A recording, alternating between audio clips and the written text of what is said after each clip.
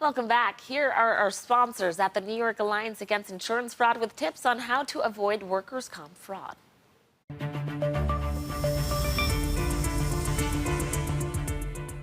Welcome back to Daytime Buffalo. Frank Stuck of our sponsors at New York Alliance Against Insurance Fraud. Thank you for joining me again. Thank you for having me again. This is the last part of our series. We've been doing a deep dive on different types of insurance fraud. And today we are going to focus on workers' comp. And you were telling me this is a big one, right? This is a big one. Their workers' comp is responsible for a lot of the fraud that we see in the insurance industry. For instance, all right, there's over 50,000 construction workers in New York City at any given time. And would you be surprised if I told you that 1 in 4 are paid off the books, paid in cash, thereby they're not covered by workers' comp insurance, right? And it's a huge number. You know, we see schemes that steal more than $500 million a year in workers' compensation premiums, taxes, and other expenses. Right? For instance, we see, when we talk about workers' comp fraud, Chelsea, there's two general methods to committing workers' comp fraud. One is on the side of the claimant. These are the people who are maybe manufacturing an injury, or they're legitimately injured on the job. Then they do what we call malingering, where they like collecting money for not working, and they just stay out for longer periods of time. They go back to the doctor and say, look, I'm still hurt. That's a type of fraud. Staged accidents is part of that. Then on the other side, we see the fraud on the part of the employers, and we call that premium or rate evasion. Right. So we have employers, as I mentioned when we opened, who are paying their employees under the table, thereby not reporting their full payroll to their insurance company. We have employers who will change the job rating codes of their employees. I mean, let's face it. For instance, a roofer.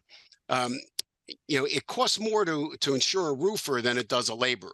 All right. So you may have these unscrupulous contractors who will claim, if they have 20 people on their payroll, they'll claim 18 of them are laborers and 2 of them are construction people, or iron workers or roofers, for instance. When in reality, there's 1 laborer on the job and everybody else is up on the roof, because it costs more to ensure a more hazardous job. Over 10% of the workforce throughout New York is the state of New York is misclassified on an annual basis.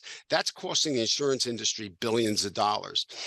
Going back to some of the dishonest employees who are staging those accidents, they may very well find themselves in alone on the work floor, and stage a slip and fall, and say that they're injured, when in reality it never occurred. It's a staged accident. Right. In construction, over 14% of the employees that we see are misclassified. We see a lot of claim fraud in the workers' comp side, and just from pure numbers.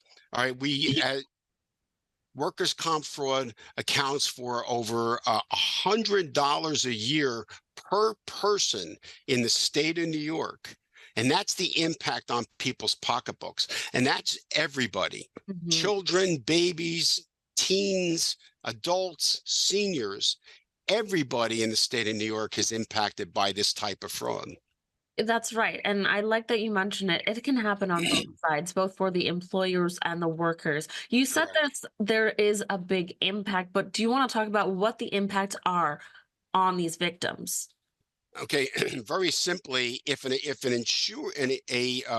employee is injured on the job and they're not covered by workers' comp insurance, they're in trouble, because they're going to be responsible for that bill, or the citizens of the state of New York are to be responsible for paying that bill if somebody's not insured.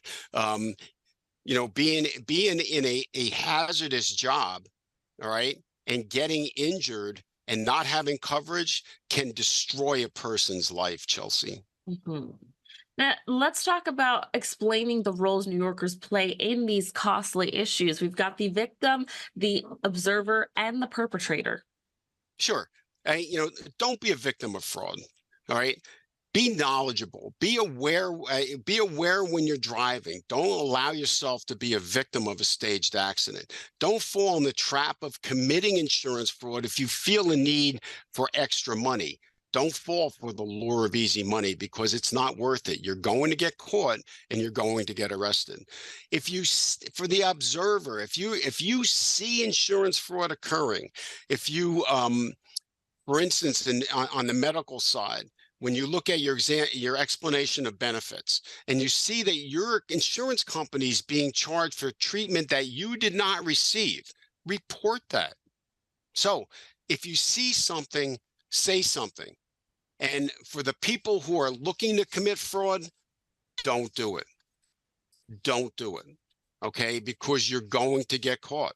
The state of New York has one of the most active fraud bureaus in the United States. And if you're caught, you're going to get prosecuted. And the chances of you getting caught in New York are very good.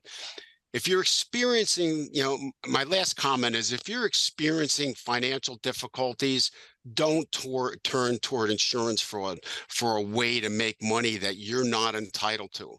It's just not worth it.